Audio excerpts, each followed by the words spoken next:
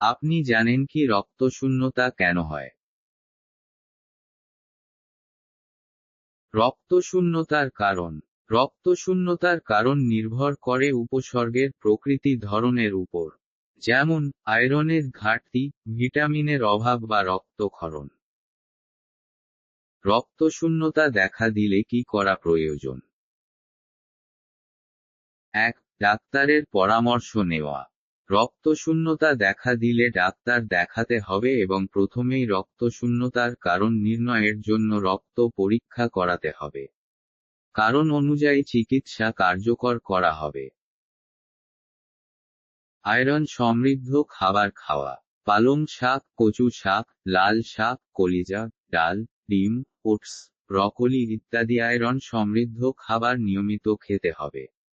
Vitamin C সমৃদ্ধ খাবার যেমন লেবু, কমলা, পেয়ারা ইত্যাদি আয়রনের শোষণ বাড়াতে সাহায্য করে। 3. ফলিক অ্যাসিড এবং ভিটামিন বি12। ফলিক অ্যাসিড এবং ভিটামিন বি12 এর অভাবও রক্তশূন্যতার কারণ হতে পারে, তাই ডাক্তারের পরামর্শমতো সাপ্লিমেন্ট নেওয়া যেতে পারে। 4. Iron supplement. যদি খাদ্যাভ্যাস দিয়ে প্রয়োজনীয় আয়রন সরবরাহ সম্ভব না হয়, তবে ডাক্তারের নির্দেশনায় আয়রন সাপ্লিমেন্ট নিতে হবে। 5. পর্যাপ্ত পানি পান।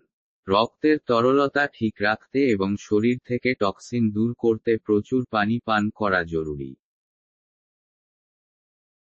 6. যথাযথ বিশ্রাম। পর্যাপ্ত বিশ্রাম নিয়ে শরীরের শক্তি পুনরুদ্ধার করা এবং রোগ প্রতিরোধ ক্ষমতা বাড়ানো গুরুত্বপূর্ণ। 7. নিয়মিত চিকিৎসকের সঙ্গে পরামর্শ। চিকিৎসার কার্যকারিতা যাচাই করতে নিয়মিত ডাক্তারের কাছে চেকআপ করানো উচিত।